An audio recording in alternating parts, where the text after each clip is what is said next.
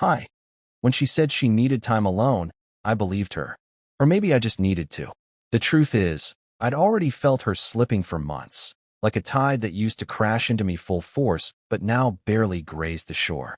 We still shared a house, still passed each other in the kitchen, still said things like, love you out of habit. But I can't remember the last time we looked each other in the eyes and meant it. I just need to think, she told me one Thursday evening, setting down her wine glass as if it were a shield. About us. About everything. I nodded. Didn't ask questions. Didn't press. That was my flaw. Thinking space would heal things, when in truth, space just gave the distance room to grow roots. She packed a small suitcase. Said she was going to spend a few days at her sister's cabin upstate. I even offered to drive her, and she declined with a soft smile that felt too rehearsed. Her hugs had started feeling like formalities, like the ones you give old friends at awkward reunions. That night, I sat in our quiet house, drinking the rest of her wine. I looked at our framed photos, one of us in Florence, another at her cousin's wedding, both of us laughing. I kept staring at that smile. God, how I used to chase that smile like it was sunlight, and I was some foolish sunflower. I didn't sleep much that weekend. I convinced myself it was nothing. Told myself it was just a phase, that maybe we'd grown stale and needed to find each other again. But deep down, something gnawed at me. A sense. A shift.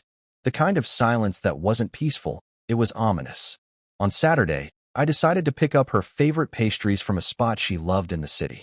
Thought I'd drive up to the cabin, surprise her. Maybe we'd talk. Maybe we'd laugh again. I wanted to believe in moments like that. Still did. But halfway there, something pulled me back.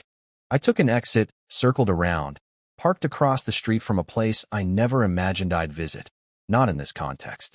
The Faircrest Hotel. Classy, understated. Not where you'd go for a family visit or a simple getaway. More like a retreat for affairs too polished for motels and too dangerous for familiarity. I don't know what made me walk in. I think part of me just needed to kill the suspicion. Prove to myself that I was paranoid. That I hadn't become one of those husbands. The ones who imagine things, who spiral. The lobby smelled like citrus and new money. Marble floors. Tall plants. A young man at the front desk greeted me with practiced warmth. I cleared my throat and asked, as calmly as I could, if he could confirm if my wife, Rebecca, had checked in.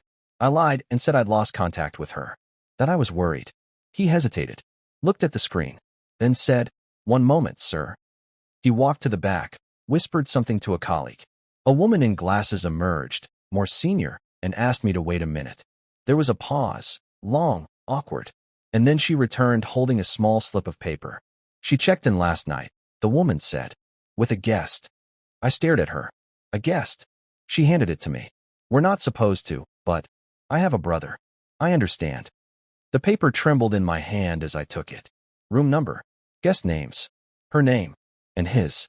I'd seen that name before. On texts. On the Instagram likes that kept popping up every time she posted. A man she swore was just someone from work.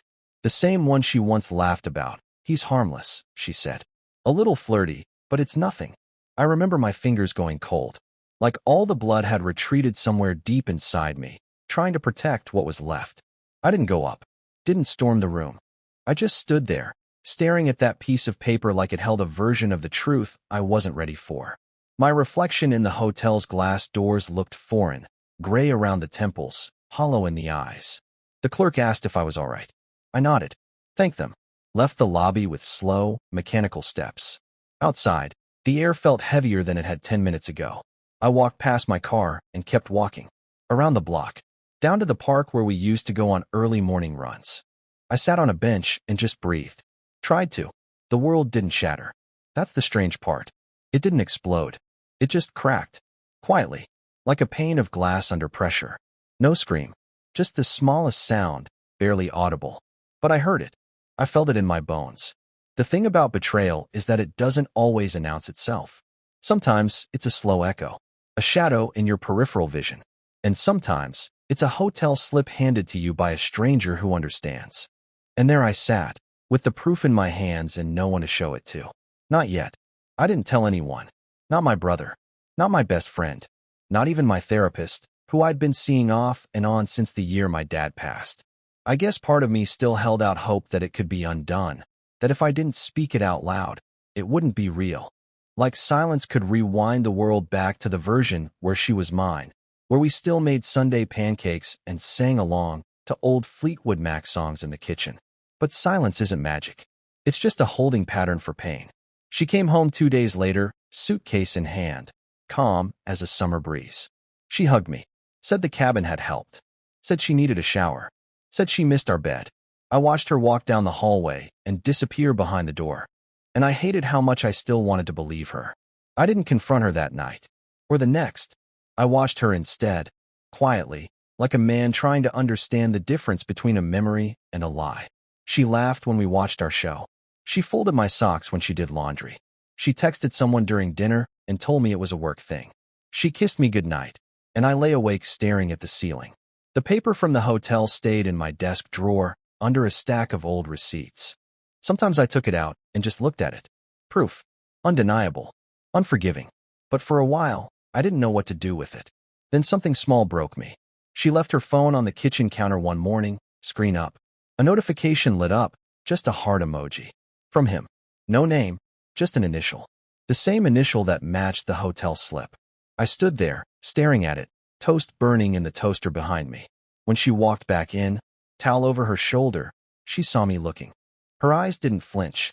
"That's just Tony," she said, brushing past me. "You're being weird." Tony. I remembered now. She mentioned him months ago, said he ran marketing at her firm, said he was harmless.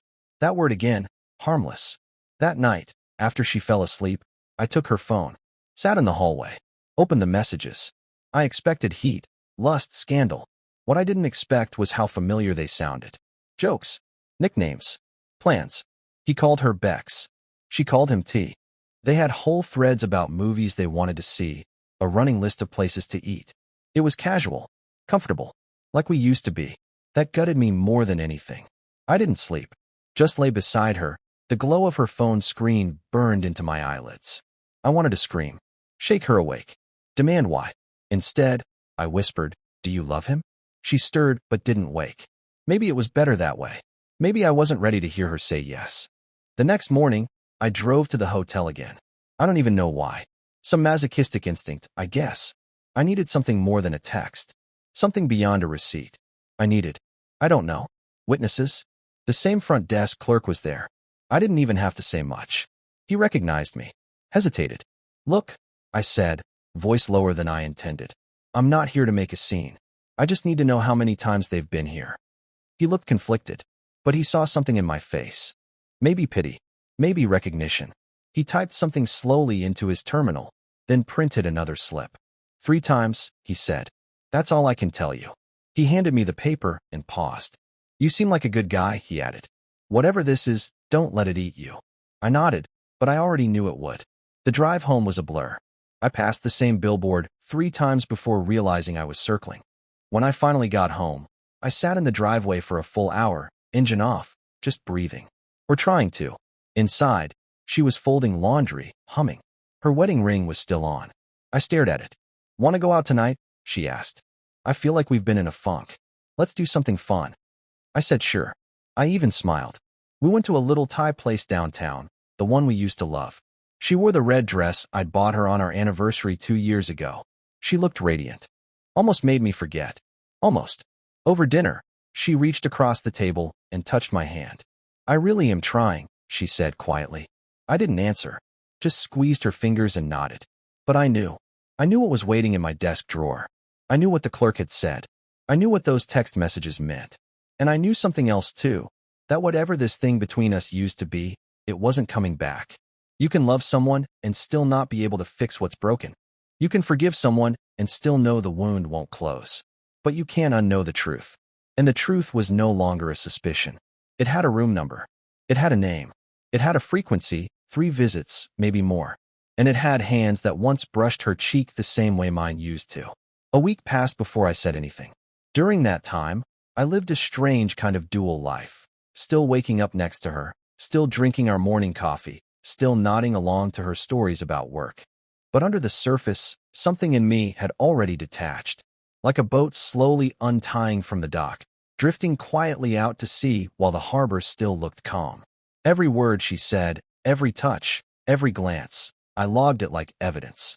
Not because I was building a case, but because I needed to remember how it felt, in the final days, to pretend we were still something we weren't. On the 8th day, I placed the hotel slips on the kitchen counter. One from the first time, the second showing all 3 visits. I didn't say a word, just slid them toward her while she poured herself a glass of water. She stared at them, didn't touch them. Her hand hovered over the rim of her glass like she might knock it over. "Where did you get these?" she finally asked. "Does it matter?" She looked up at me, her expression carefully blank. But behind her eyes, I saw it, the flicker. That moment where a mask cracks, even if only slightly. "I told you I needed time," she said. "You did," I replied. "And I gave it to you." Silence. "And him," I added. "Nothing."